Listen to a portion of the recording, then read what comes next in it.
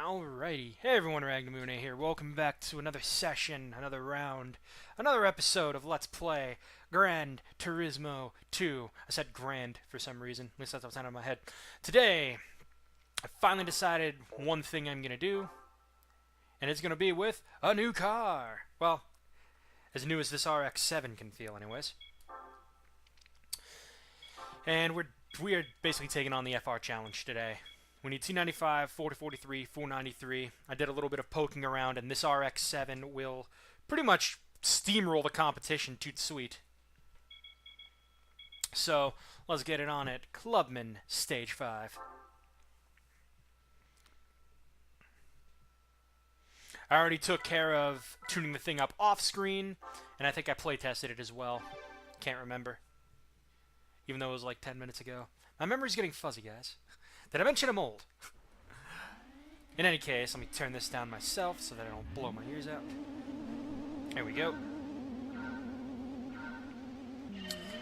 And I feel like Dave from Classic Game Room brought up a good point. I was actually mulling over it last night, as well as while I was watching the Let's Play of Shantae. I think the first game brought up the subject way better, just by brain scratch.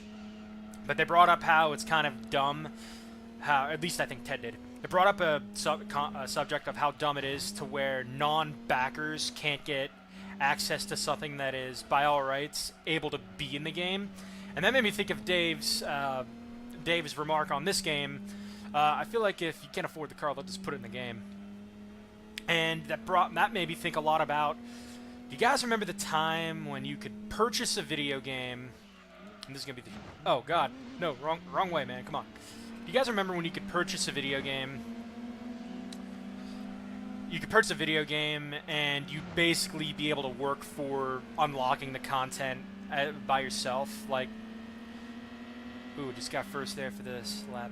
You could unlock the content by yourself with no added input or added money down, because nowadays, you buy a video game, let's use 15 as a decent example.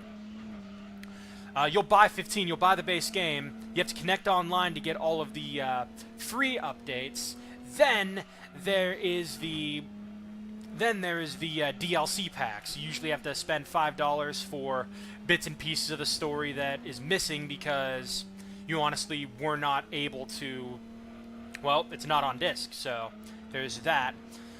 Mortal Kombat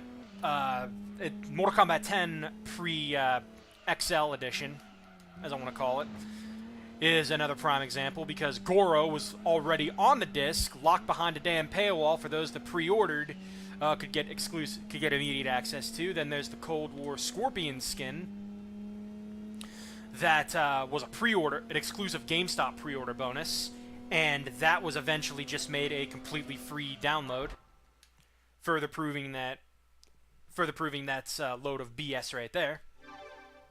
And it's just, you remember the time, look at this PlayStation game right here.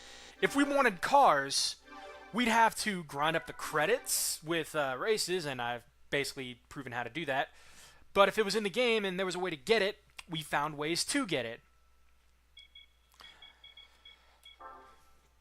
And it's really sad that that's the way that video games are getting processed. It's like you'll get maybe 60% of the game's content day one for the $60 price tag. Then you gotta wait a little bit longer for friggin' not a price drop, but a new content pack to be developed. I want this one. You gotta wait a while for a new content pack to be developed and released to the public, and you're paying another sum of money to get that in your game. Shantae was bad about it because there was the exclusive Tinkerbat outfit. I was thinking, okay, cool, exclusive outfit for backers, that's nice. What do people have to do to get it? They got a backer code at $55. No one's spending $55. Well, if you did, I'm not gonna blame you because it is exclusive. But would you spend $50? Okay, I was about to say this better be the, was that in the same course? Who's spending $55 to get one transformation? If you're getting it to get, like, you know, swag like the soundtrack, like in digital or physical format, maybe multiple game codes, I understand that because you love the game, you want to support it, but all that for just one dinky transformation? Convenience, sure, but for one little thing. I feel like if there's going to be a transformation like that in a game, why do we have to pay money to unlock it? Why can't we unlock it in the game naturally? One game that I think did this perfectly is Need for Speed Carbon. Do you want it? Sure, you could pay money for it. Or you can unlock it through the reward cards like a normal person and get it for free. You have the option. Granted, the most correct way of getting this is not having to pay money at all and just get it through sinking some hours into your game. Because that's what video games are made for. Time sink, entertainment. Do you find it fun? Cool. I mean, look at the crypt. I hate to bring it up again. Look at the crypt in Mortal Kombat 10. Pay $20 and you get all the crypt items straight away. That's cool for people that don't have time, but why? When you could just work to get it for free? Certain games can have the right to that stuff, others shouldn't. I mean, I don't think oh, wow. I forgot you're not a 6-speed car, I'm a RX-7. I have to tune you a bit. I really have to tune this thing. Oh, God. But, yeah, just, it irks me that we're in an era where microtransactions and content that is already on the disc but not made available to us is locked behind paywalls. That we should not be in that kind of... Like, remember, I'm an old guy. I'm supposed to be going back in my day, hobbled over a cane, going, ow, my lumbago! And stuff like that, but just... It makes you appreciate a lot of these older titles. Graphics are nice, but you don't need to be a graphics whore. I play World of Warcraft at 50% render scale.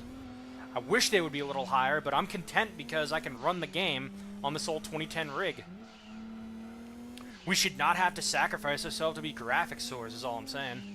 As well as certain things that, you know, we should, not really entitlements, but just BS business practices and development concepts that have just been repeated even though they are not the right way to really implement stuff.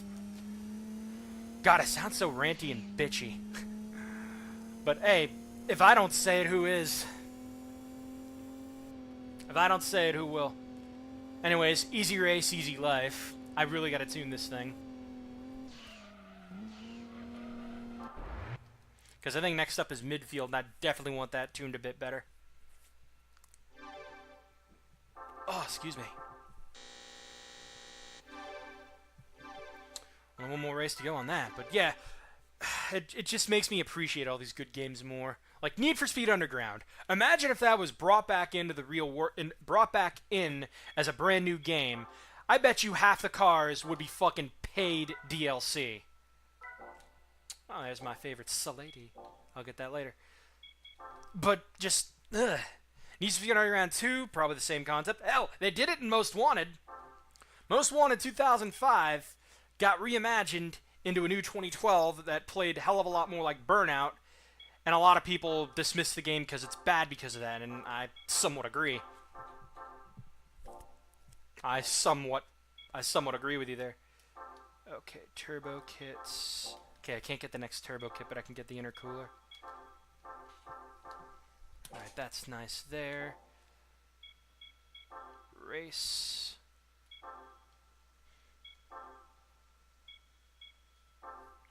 And midfield. Definitely gotta tune this thing. I'm doing one more race after this, just to kind of inch myself along with the potential plans. Yeah, that's at 7. Let's set that to 12. 12 ought to be a good one, because I don't have the racing mod for this, and I actually don't want to buy a racing mod for this car yet. But it'll be another event down that I can check off. Alrighty. God, I love midfield. This is the track that I feel like should not be like, this should be a real-world track. This looks beautiful for being a real-world track, but I believe this is fictional.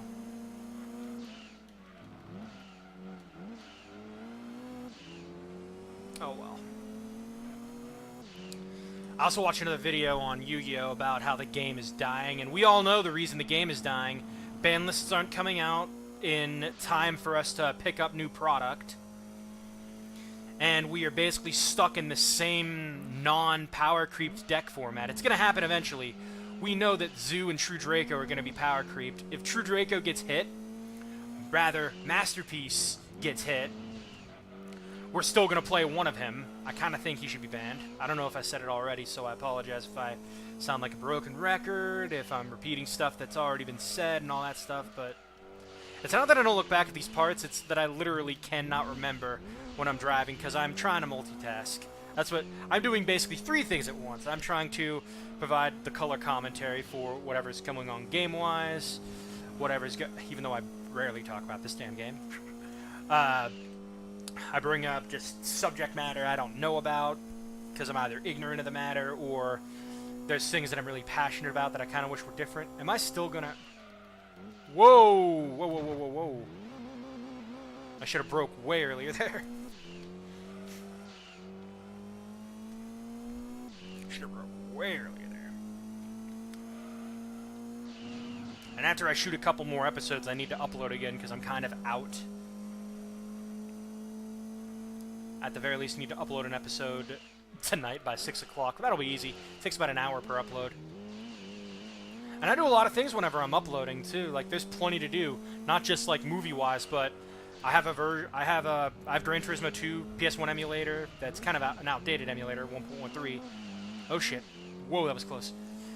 On the Windows 8, and I go in there, and I test stuff out. I test out cars. I do, like, which car should I show off and do that stuff, which... That's why I'm kind of waiting until I see requests and whatnot. As of this moment, I believe part 12 has not gone up yet. And once I get requests going where it's like, you want to see these cars, I'll show them off in a good limelight. Hopefully. Just viewer-suggested ones, as well as a couple of favorites that I remember racing with because it was my first exposure. That's why you kind of see a Speed 12 sitting in my garage, because I want to play around with that and show it off in some fashion. Alrighty, that's race number 3 done. Before we go and show off what our prize cars are, as I said, there's one more race I want to plan on doing today. So we're going to go over to East City.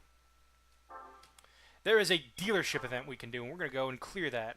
Not you. Event, not special. But as you can see here, we have a Roadster, Demio, and AZ1 Challenge. We're actually going to clear this meeting right here.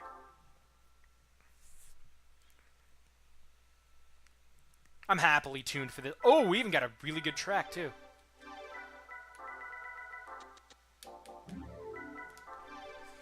We'll tune you a bit because there is a good straightaway, but I don't need to go that fast. This should be a cakewalk. Oh, I even got the proper direction to go with, too, so this will be a really fast race.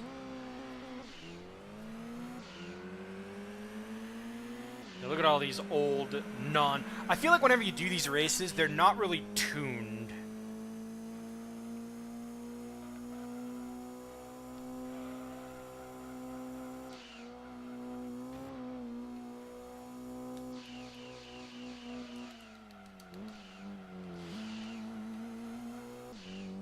Man, I love this track. This track is such a fun track, I gotta tell you.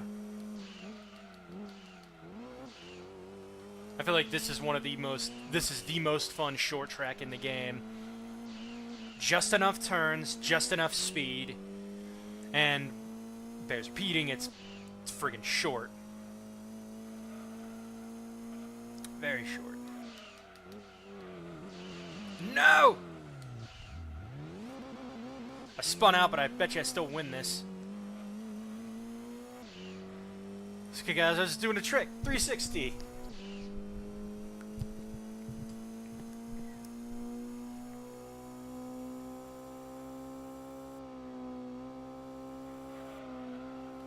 Man, I kind of wish I kept that 12 tuning now because I'm at top speed.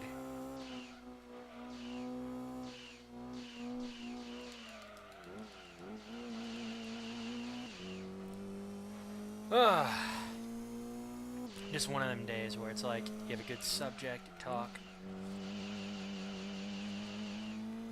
What a good dinner last night, though, too. We had, my mom made this cube steak, I think it was called. And ye old mashed potatoes and mixed vegetables. Have you ever felt like there's this safe dinner that it's like, this is your go-to if you don't know anything to have? Because for us, that's like steak and baked potato. I have probably had that dinner more times this and last year than any other dinner in my life. Just because it's easy to make, it's not too expensive. Like, you can buy a sack of potatoes for pretty cheap, if I recall.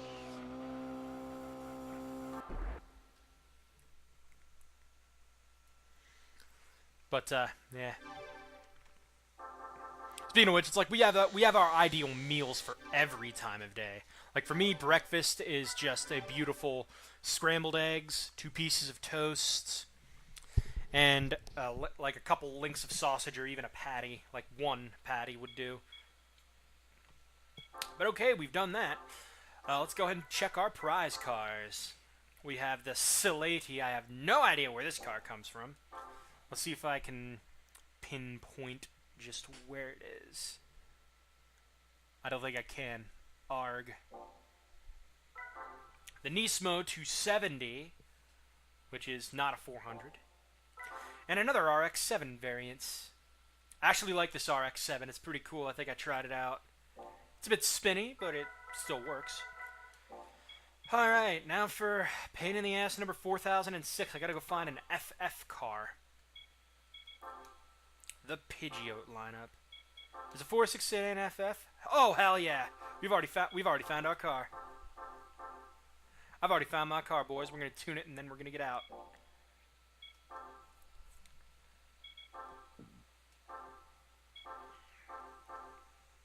Fun fact, the 4.6 sedan, because I didn't show off license mode, you drive one of these in the time trials. You race Rome Circuit on this. And I like this car. Look how this looks. This is pretty cool. I am indeed buying the racing mod for this, because I actually like how it handles. Hold on. Is there an event here?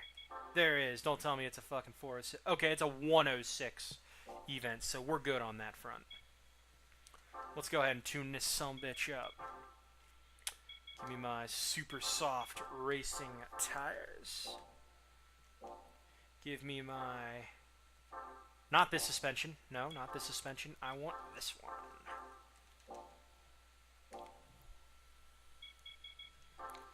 Give me all the parts of the drivetrain. Okay, so you can't have that. Like, highly tuned, this car doesn't really hit that high of a horsepower, but it's enough for doing a lot, especially with the racing mod. It is definitely enough to get you through. And if it isn't, well then all of this was for nothing, and I'll probably have a different car to try and get me through the FF League.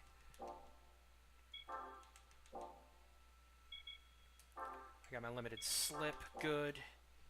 See, even when I'm talking, it's like I blank out for bits. It's like I swear... In a couple of years' time, I'm going to develop that dreaded short-term memory loss.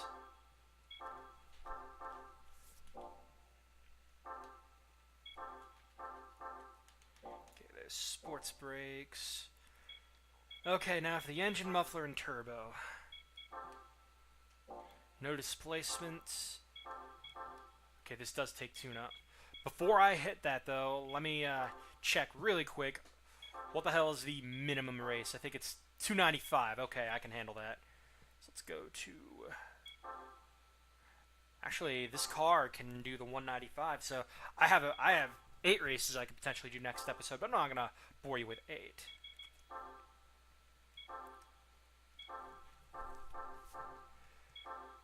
I'm just literally buying all of this because there is something that I kind of need to have a flexible build for. So I'm literally buying all the parts that I can.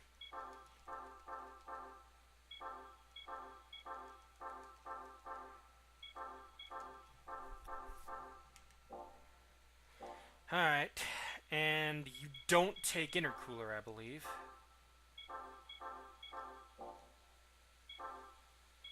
Nope, so I think 292 is your max. And I got all the engine upgrades. Oh, no, I didn't. I literally just got the tune-ups.